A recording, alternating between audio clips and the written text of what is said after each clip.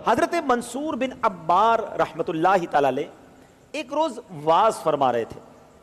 کسی حقدار نے آپ سے 4 درہم کا سوال کیا تو آپ نے فرمایا جو اس کو 4 درہم دے دے گا میں اس کے لیے 4 دعائیں کروں گا. اللہ کے ولی تھے, 4 دعاؤں کا اعلان کر دیا. ایک غلام وہاں سے گزر رہا تھا, آقا نہیں تھا, غلام تھا, کسی کام سے نکلا تھا, اس کے پاس 4 ہی درہم تھے. اس نے سوچا کہ اللہ کے ولی کی 4 دعائیں ملیں گی, یہ میں 4 درہم ہی دے دیتا ہوں, لے لیتا ہوں. دے دی اس نے.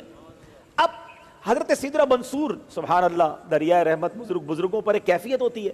آپ کہتے ہیں بتاؤ کون سی 4 دعائیں کروں, ہیں کام ہو گیا, آپ بتاؤ کون سی 4 دعائیں کروں. پہلی دعا اس نے یہ کروائی کہ حضور پہلی دعا تو یہ کر دیں کہ میں غلامی سے آزاد کر دیا جاؤں. غلام تھا, دعا کر دی. کہ دوسری دعا یہ کر دیں مجھے ان درہموں کا بدلہ مل جائے. ٹھیک ہے, وہ بھی دعا ہو گئی.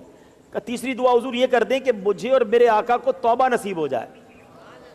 چوتھی دعا یہ کر دیں حضور کہ میری, میرے آقا کی, آپ کی اور سارے حاضرین کی بخشش ہو جائے. واپس آیا. اب آقا انتظار کر رہا تھا. کہا کہ تم کیوں آئے اتنی دیر سے, کام سے گئے تھے, دیر ہو گئی. کہا حضور ایسا ایسا معاملہ ہوا, 4 ہی درہم تھے, چاروں دے آیا, دعائیں 4 لے آیا. کہا اچھا بتاؤ کون سی 4 دعائیں کروائیں. کہا پہلی دعا حضور یہ کروائی کہ دعا کریں کہ میں غلامی سے آزاد ہو جاؤں.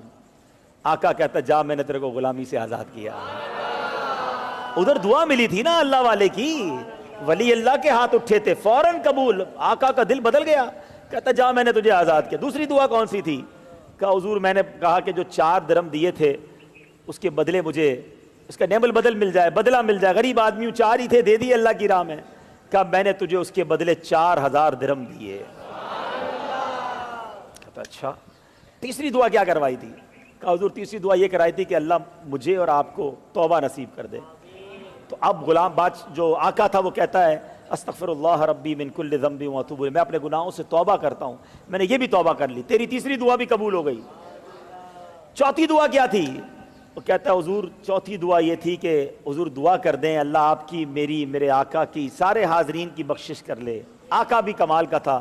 کہتا 3 میرے ہاتھ میں تھیں, وہ تینوں کام میں نے کر لیے ہیں, چوتھی اللہ کے ہاتھ میں ہے, اللہ کے اختیار میں ہے, انشاءاللہ وہ مغفرت بھی فرما دے گا.